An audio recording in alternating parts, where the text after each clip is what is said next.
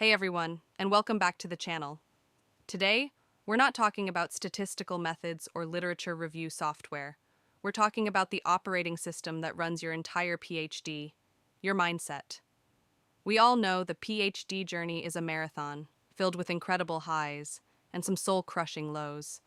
It's easy to get trapped in survival mode, just trying to get through the next experiment, the next chapter, the next meeting. But what if we could shift from just surviving to actually thriving? Today, we're going to elevate some common advice and reframe it into three powerful strategic pillars that can fundamentally change your doctoral experience. Let's get into it. Our first point comes from the University of Rochester, which highlights that research is inherently unpredictable. The entry-level advice is leave buffer room in your schedule. This is true, but let's take it to a level 2 understanding. This isn't just about scheduling. It's about building an anti-fragile research process. Research isn't a linear path that occasionally gets disrupted. No, chaos and unpredictability are features, not bugs, of the scientific process. When an experiment fails, or a line of inquiry hits a dead end, it's not a deviation from the plan. It is the plan. So, instead of just leaving buffer time, start thinking of it as structured intellectual space. This isn't empty time. This is your dedicated time for problem solving. When an experiment takes 3 times longer than expected, you're not behind schedule. You're actively engaged in the core task of research, figuring out why things don't work. Integration and synthesis. This time allows you to step back, read a tangential paper, and connect ideas. This is where true innovation happens, not when you're rushing from one task to the next. Psychological decompression. Constantly feeling behind because of unpredictable setbacks is a fast track to burnout. By building in this space, you accept the nature of research, which lowers anxiety and keeps your critical thinking sharp. The takeaway: don't just budget your time. Budget for uncertainty. Your schedule should reflect the reality of research. That discovery happens in the messy, unpredictable spaces between the planned tasks. Next, we have advice from the Savvy Scientist blog, which encourages us to savor the PhD experience. Now, I know for many of you, hearing "enjoy it" when you're drowning in data or battling imposter syndrome can feel a little dismissive.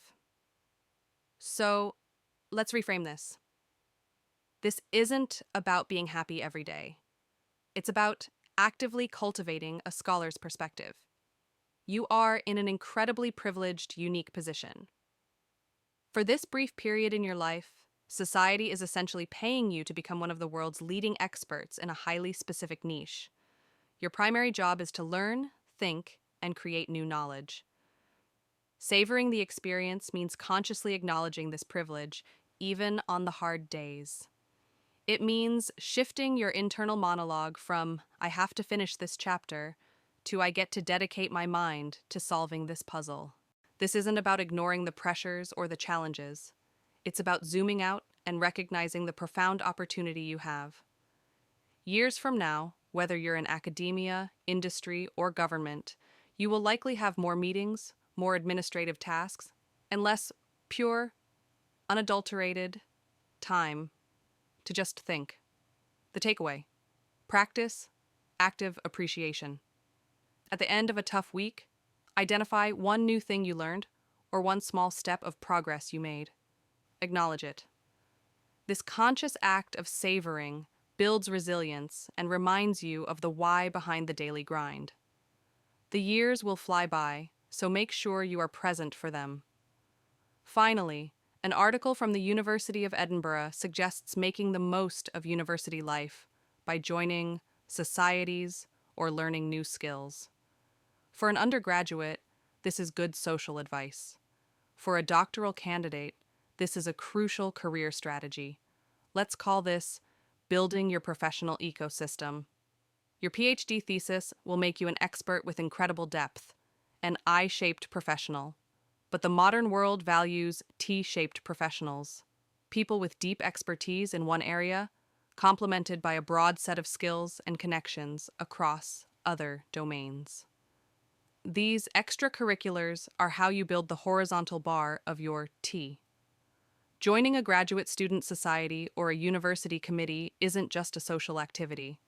It's training in governance, project management, and stakeholder communication.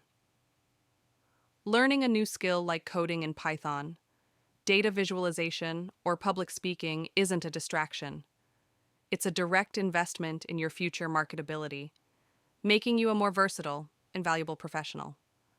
Getting involved with community outreach or science communication hones your ability to translate complex ideas for a non-expert audience, a critical skill for grant writing, teaching, and industry presentations.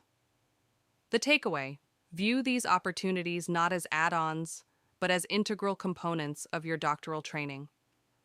Dedicate a small, protected portion of your time each month to an activity that builds a skill outside your direct research topic. You are not just writing a thesis, you are building the foundation for your entire career. Conclusion. So there you have it.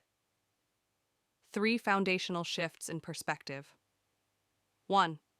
Move from simply managing time to mastering the inevitable chaos of research.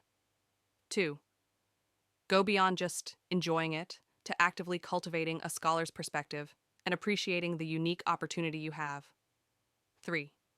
And transform joining clubs into strategically building your professional ecosystem beyond your thesis.